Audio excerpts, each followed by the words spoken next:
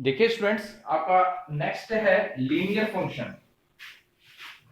इसके बाद है आपका लीनियर फंक्शन। ठीक है,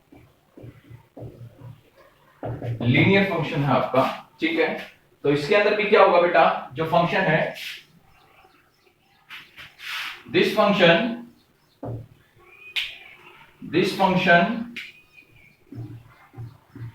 is denoted by fx is equals to ax plus b। इसके द्वारा इसको क्या किया जाएगा बेटा, डिनोट किया जाता है। ठीक है, लीनियर इक्वेशन जिसको बोलते हैं हम, linear equation ax plus b की फॉर्म ही तो होती है। तो ये आपका क्या हो गया, लीनियर फंक्शन हो गया। ठीक है, तो इसके अंदर फंक्शन क्या हो गया आपका बेटा, r टू r, मतलब रियल नंबर से रियल नंबर तक, मतलब x की जगह जो भी आप रियल नंबर रखोगे वही आपका क्या आएगा बेटा, y is equals to ax plus b। भाई x की जगह कोई भी रियल नंबर रखोगे, a और b भी आपके रियल नंबर्स दे रखे हैं, तो y की वैल्यू क्या आएगी बेटा, एक रियल नंबर आएगी। तो इसका मतलब क्या हो गया बेटा, जो फंक्शन है इसके अंदर जो डोमेन आएगा, इसके अंदर जो डोमेन आएगा वो क्या आएगा, set of all real numbers, set of all reals. और जो आपकी रेंज आएगी वो भी आपकी क्या आएगी बेटा, सेट ऑफ ऑल रियल्स, यही आएगा। ठीक है, अब देखिए इसका ग्राफ प्लॉट करेंगे।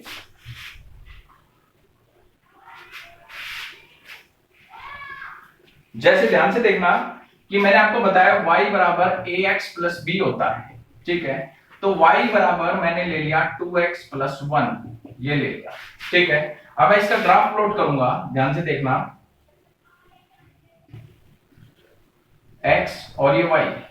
ठीक है, x की जगह मैंने 0 रखा, यहां पर 0 रखते हैं तो y की वैल्यू कितनी आएगी, 2। ठीक है, ठीक है, अब यहां पर देखिए x की जगह, ध्यान से देखना, x की जगह अगर आप रखते हो -1, ठीक है, या फिर एक काम करते हैं, x की जगह आप लोग यहां पर क्या कीजिए, x की जगह -1/2 पुट कीजिए। ठीक है, x की जगह कितना पुट कीजिए, -1/2 पुट कीजिए, तो y की वैल्यू कितनी आएगी, 2 इंटू -1/2 प्लस 1। भाई रियल नंबर है तो 2 से 2 कैंसिल हो गया, आपका ये कितना बच गया, तो y ये कितना आ गया, 0 आ गया। तो इसका ग्राफ देखिए। ठीक है, इसका क्या देखिए बेटा, ग्राफ देखिए आप लोग, तो ये क्या बनेगा, ध्यान से देखना, ये आपका हो गया x एक्सिस, ये आपका x डैश एक्सिस, ये y एक्सिस हो गया, ये आपका y डैश हो गया। ठीक है, ये आपका ओरिजिन हो गया, ये आपका 1, यहां पर 2, यहां पर 1, यहां पर 2, -1 -2 -1 -2। ठीक है, x की वैल्यू 0 है, y की वैल्यू कितनी आ गई बेटा, 1, ये वाला पॉइंट हो गया। ठीक है, तो 0 और 1 पॉइंट हो गया आपका ये। x की वैल्यू -1/2, x की वैल्यू -1/2 है, तो यहां पर क्या है बेटा, x की वैल्यू -1/2 और y की वैल्यू 0, तो x की वैल्यू -1/2, तो x एक्सिस के ऊपर y की वैल्यू 0 होती है। तो सपोज करो यहां पर कोई पॉइंट होगा, -1/2 का मतलब कितना हो गया, 0.5, तो यहां पर कोई पॉइंट है आपका, ये वाला पॉइंट लगा लो। ठीक है, अब यहां पर इन दोनों को आप मिलाओगे तो ये पॉइंट बन जाएगा आपका। ठीक है, तो इसके अंदर जो ग्राफ बनता है बेटा, वो बनता है स्लोप इंटरसेप्ट फॉर्म के अंदर।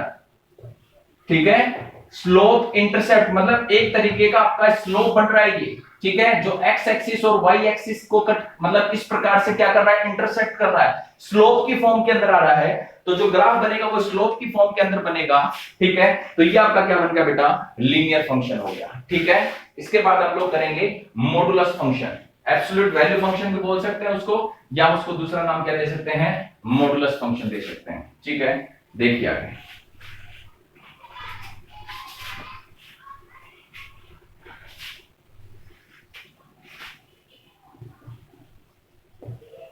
Absolute value function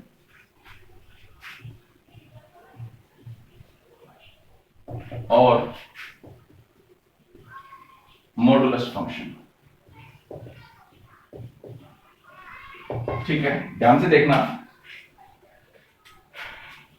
this function is denoted by fx is equals to modulus of x। देखिए बेटा, मॉडुलस ऑफ एक्स का मतलब क्या होता है? मॉडुलस का मतलब क्या होता है? मैग्नीट्यूड। मतलब इसके अंदर जब हम इस एक्स के इस मॉडुलस के अंदर कोई भी वैल्यू रखेंगे, भाई पॉजिटिव है तो पॉजिटिव रहेगा। अगर इस मॉडुलस के अंदर जैसे मैंने रख दिया -2, तो उसको मॉडुलस से बाहर निकालेंगे तो क्या हो जाएगा बेटा? +2 हो जाएगा। क्या बन जाएगा वो? +2। मतलब वो नेगेटिव वैल्यू को क्या कर देता है? पॉजिटिव वैल्यू के अंदर क्या कर देता है बेटा? वो कन्वर्ट कर देता है। ठीक है, अब देखिए इसके अंदर क्या आएगा, जैसे आपको क्या दे रखा है, फंक्शन क्या आएगा? All real to real number. ठीक है, अब जैसे आपको दे रखा है y बराबर, फंक्शन देखिए ध्यान से देखना, फंक्शन क्या होगा? y बराबर, अब मॉडुलस x का मतलब हो गया कि x की जो वैल्यू है, अब मॉडुलस x को आप दो प्रकार से डिफाइन कर सकते हो। किस प्रकार से? x if x is greater than equal to 0। इस x की जगह पॉजिटिव x की वैल्यू आ सकती है, और पॉजिटिव वैल्यू कब होती है? या तो वो 0 के बराबर होती है या 0 से बड़ी होती है। दूसरा माइनस का x if x is less than 0, एक भी होगा आपके पास। ठीक है, तो इसका मतलब क्या हो गया बेटा? इसके अंदर ध्यान से देखिए, अब इस y की जगह अब x है, ठीक है, और यहां पर क्या आ रहा है बेटा? -x आ रहा है। ठीक है, तो इसके अंदर बेटा क्या बनेगा? डोमेन क्या आएगा? Domain all real numbers, all real numbers. ठीक है, ऑल रियल नंबर्स का मतलब इसके अंदर नेगेटिव वैल्यू भी आ सकती है और पॉजिटिव वैल्यू, क्योंकि x की वैल्यू यहां पर क्या बेटा? यहां पर रखोगे x की वैल्यू को, तो यहां पर क्या आएगा? यहां पर x की वैल्यू पॉजिटिव रखोगे तो fx किसके बराबर आएगा बेटा? पॉजिटिव के बराबर आएगा। ठीक है, यहां पर -x, इसके अंदर आप माइनस की कोई भी वैल्यू रखोगे, इस fx के अंदर जैसे मॉडुलस ऑफ x दे रखा है, इसके अंदर आप नेगेटिव वैल्यू पुट करते हो, तो उस नेगेटिव को जब बाहर निकालोगे तो क्या आएगा बेटा? वो पॉजिटिव आएगा। तो कहने का मतलब है कि डोमेन आप कुछ भी रख सकते हो, पॉजिटिव वैल्यू या नेगेटिव वैल्यू कुछ भी रख सकते हो, लेकिन जो रेंज आएगी आपके पास वो क्या आएगी बेटा? All negative real numbers, all negative real numbers, all negative real numbers. ठीक है, सारे के सारे आपके पास क्या आएंगे बेटा? नेगेटिव रियल नंबर्स आएंगे। ठीक है, अब देखिए इसका ग्राफ हम कैसे प्लॉट करेंगे? इसका ग्राफ प्लॉट करेंगे हम लोग, ध्यान से देखना।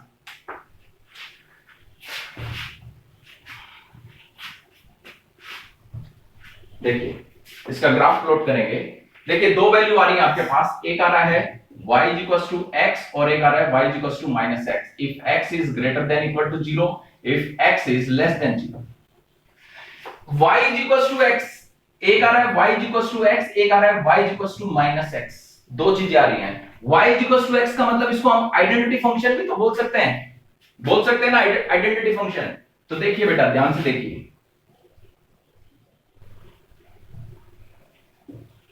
ये आपका x एक्सिस, ये आपका -x एक्सिस, ये आपका y एक्सिस, ये आपका y डैश।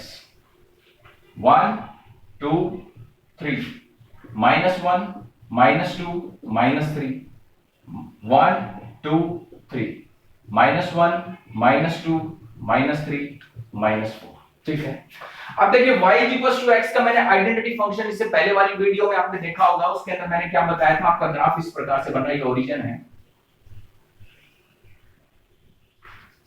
ये बन रहा है। ठीक है, एक स्ट्रेट लाइन बन रही थी आइडेंटिटी फंक्शन के अंदर जो ओरिजिन से पास होकर जा रही थी, ये मैं आपको बता चुका हूं। ठीक है, अब जो यहां पर जो एंगल बन रहा है वो 45 डिग्री का एंगल बन रहा है विद द एक्स एक्सिस। मतलब यहां पर इस जो ये वाली लाइन है और एक्स एक्सिस के बीच में 45 डिग्री का एंगल बनता है। ठीक है, अब देखिए यहां पर देखिए बेटा क्या दे रखा है? y x if x is greater than equal to 0। x की वैल्यू क्या होनी चाहिए बेटा? 0 से बड़ी होनी चाहिए। x की वैल्यू जो है वो 0 से बड़ी। अब ये देखिए ग्राफ के इस साइड जो है x की वैल्यू क्या होती है? नेगेटिव होती है। तो इसीलिए हम क्या करेंगे? इस लाइन को मिटा देंगे। समझ गए? आई बात समझ में? इसके बाद आता है y -x। y -x। अब देखिए इसका ग्राफ कैसे बनेगा? y -x का ग्राफ देखिए, ध्यान से देखिए, जो ग्राफ बनेगा इसके अंदर इस प्रकार से ग्राफ बनेगा। डायरेक्ट आपको बता रहा हूं, ग्राफ जो बनेगा वो इस प्रकार से बनेगा, ठीक है, y इज इक्वल, और जो एंगल बनेगा वो इसके अंदर 135 डिग्री का एंगल बनेगा, ठीक है। अब देखिए बात करते हैं कि ये y is equal to minus x आपको दे रखा है, इसके अंदर क्या बन गया, if x is equal to क्या है, y is equal to minus x, एक तरीके से हम ये भी कह सकते हैं ना, y is equal to minus x, x की वैल्यू माइनस किस साइड होती है, इस साइड होती है, ठीक है। अब इसके अंदर है if x is less than 0, इसलिए मैंने डायरेक्ट बना दिया बेटा, y is equal to minus, y is equal to x था तो ग्राफ इस प्रकार से बन रहा है, y is equal to minus x है तो ग्राफ इस साइड बढ़ेगा, लेकिन यहां पर दे रखा है x is less than 0, less than 0 का मतलब क्या हो गया कि ग्राफ जो x की वैल्यू वो इस साइड रहेगी, भाई माइनस में तो इस साइड ही होती हैं, उस साइड तो क्या होगी, पॉजिटिव, तो ये वाली वैल्यू, तो आपका ये वाला ग्राफ बनेगा, ठीक है। यहां पर जो ये मैंने बनाया है इसका x एक्सिस के साथ 135 डिग्री का एंगल बनेगा, और यहां पर कितने डिग्री का, 45 डिग्री का, ठीक है। और ग्राफ्स पढ़ेंगे और फंक्शंस पढ़ेंगे नेक्स्ट वीडियो के अंदर।